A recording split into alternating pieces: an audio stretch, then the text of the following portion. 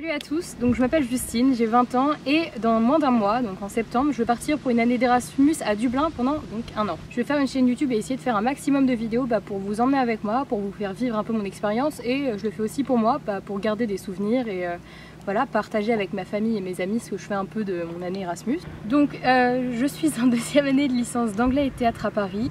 Et j'ai choisi de m'inscrire pour un Erasmus depuis maintenant septembre, donc depuis un an. Donc faut s'y prendre à l'avance, hein, ça se fait pas du jour au lendemain pour s'inscrire. Vous devez vous organiser auprès de votre université, vous renseigner d'abord. Il y a des réunions qui vont être organisées, donc tenez-vous au courant. On a deux choix à faire pour s'inscrire, il faut le savoir. En tout cas dans ma fac ça se passait comme ça.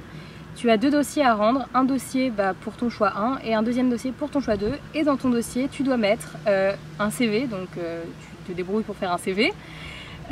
Et une lettre de motivation. Donc dans cette lettre je vous conseille de vous y prendre à l'avance pour la faire parce que c'est assez long et c'est sur le truc l'administration va le plus vous juger, ça va être sur ça, ça va être sur votre lettre de motivation. Donc je vous conseille moi je l'ai fait comme ça, je l'ai faite en français au départ, puis je l'ai traduit en anglais et je l'ai fait relire par plusieurs personnes qui parlaient bien anglais pour être sûr qu'il n'y ait pas de faute d'orthographe et ni de faute de grammaire parce que je pense que c'est hyper important de montrer que vous voulez réussir et que la lettre elle est propre.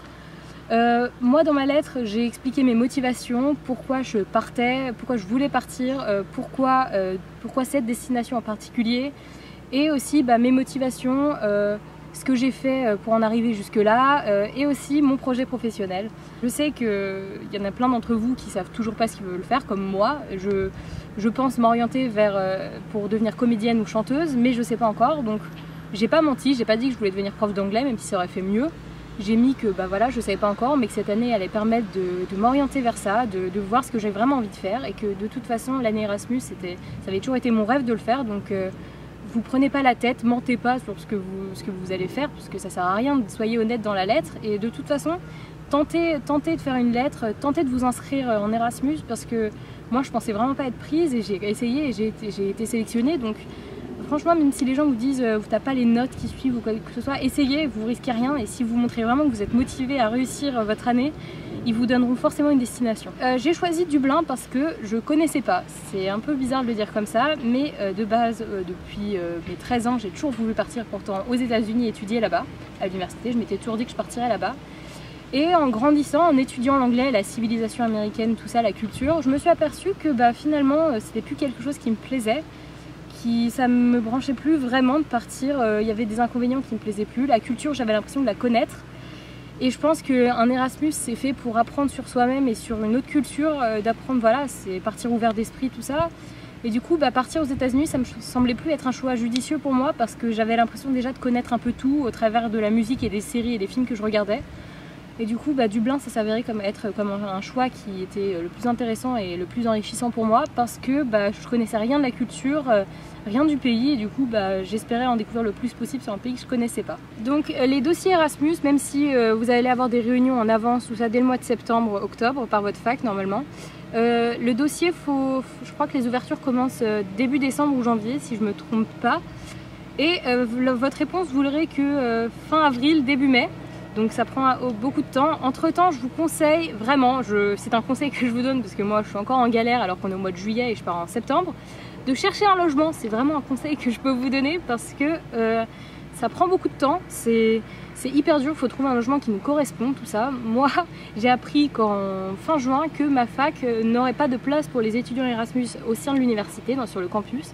Et du coup, ils nous ont dit, cherchez par vous-même, nous on n'a pas de place pour vous. Donc vous voyez, il y a toujours des imprévus qui peuvent arriver. Donc je vous conseille de vraiment avoir un plan B, un plan C pour vos logements parce que c'est une galère. Les résidences étudiantes, je vous le dis pour ceux qui partent en Angleterre ou en Irlande, moi c'est ce qui m'est arrivé, j'étais assez surprise d'apprendre qu'on ne pouvait pas payer mensuellement. On ne pouvait pas payer mensuellement parce que c'est pas possible. Et faites attention à ne pas vous faire arnaquer parce qu'il y a beaucoup d'arnaques sur internet. Et la plupart des résidences étudiantes privées en tout cas demandent de payer, si vous voulez payer mensuellement, va falloir passer par une agence de garant que vous devez payer à peu près 100 € par mois en plus. Donc moi j'ai pas pu le faire et je trouve que c'est un peu une arnaque parce que payer une agence de garant alors que vos parents peuvent l'être, je trouve ça un peu limite, mais bon.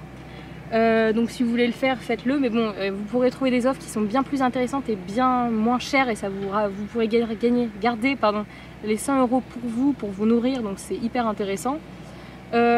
Sachez notamment par contre qu'il vous faudra quand même un garant. Moi je sais que j'ai choisi un de mes parents, mais des agences n'acceptent pas que ce soit vos parents ou quelqu'un qui habite en France et vous demanderont quelqu'un du pays où vous allez étudier.